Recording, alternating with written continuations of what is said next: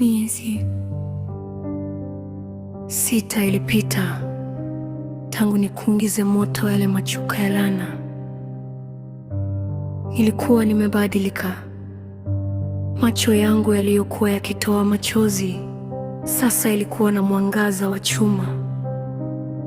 Nilikuwa nimejitosa kikamilifu kwenye ulingo wa siasa, nikigombea nafasi ya juu ya uongozi, huku kazi yangu ya uchoraji ramani za majumba makubwa ikinitengenezea jina mjini. Lakini adui hatulii Peter na mama. Walikuwa wamejichimbia shimoni, wakipanga shambulio la mwisho la kunimaliza kabisa. Shambulio la ghafla. Ilikuwa ni wiki moja kuelekea uchaguzi.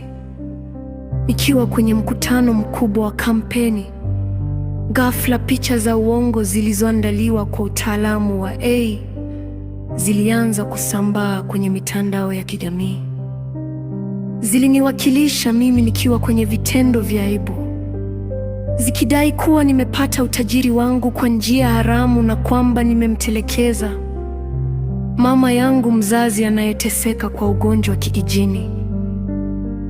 Muda mfupi baadaye, mama yangu alitokea kwenye kituo kimoja kikubwa cha habari, akilia kwa uchungu na kudai kuwa nimemfukuza ndani kama mbwa baada ya mimi kupata pesa.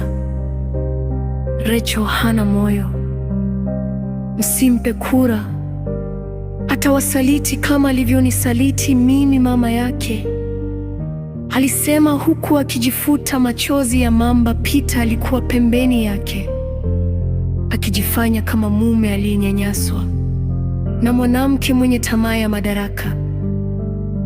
Mtego wa Rachel.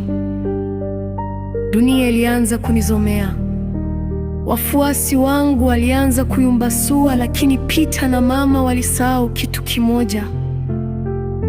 Mimi ni mchoraji wa ramani, na mchoraji hapotei kwenye nyumba aliyoichora mwenyewe. Nilitisha mkutano na waandishi wa habari live kwenye televisheni zote kubwa. Nilijua huu ndio ulikuwa wakati wa kulipua bomu nililokuwa nimefanya uchunguzi wake kwa siri. Ndugu zangu wa Tanzania, nilianza kwa sauti tulivu. Leo sitazungumzia siasa, nitazungumzia ukweli. Niliwasha projekta kubwa badala ya kujitetea. Niliweka video ya siri CCTV footage kutoka kwenye chumba changu cha kulala siku ya fumanizi. Kila mtu aliona maovu waliokuwa wanafanya mume wangu na mama yangu. Kimya kikuu kilitanda nchi nzima. Siri ya nyaraka za urithi. Lakini hapo haikuishia. Nilitoa nyaraka za hospitali na vipimo vya DNA nilivyokuwa nimevifanya kwa siri. Huyu mwanamke anayejiita mama yangu, nilisema huku nikimnyoshea kidole kwenye screen, sio mama yangu mzazi. Ukumbi ulilipuka kwa kelele. Ukweli ulikuwa huu: mama yangu mzazi alifariki nikiwa na umri wa miaka 2. Huyu mwanamke alikuwa ni mdogo wake mama, shangazi, ambaye alimlaghai baba yangu wakati wa huzuni. Akachukua nafasi ya mama, na baada ya baba kufariki akajimilikisha kila kitu na kunilea kwa mateso ili tu aendelee kufurahia mali. Peter alijua siri hii, na walikuwa wamepanga kunioa ili pindi nikitimiza umri wa kurithi mali zote za baba, waniue kwa siri na kuchukua kila kitu. Anguko la majasiri. Haikupita saa moja, polisi walivamia hoteli waliokuwa wamejificha Peter na yule mwanamke, wakikaribu kutoroka nchi kuelekea nchi jirani. Peter alikuwa akitetemeka, akijaribu kumtwika lawama zote yule mwanamke, naye yule mwanamke akimlaani Peter kuwa ndiye aliyemshawishi kuanza uhusiano wa kimapenzi.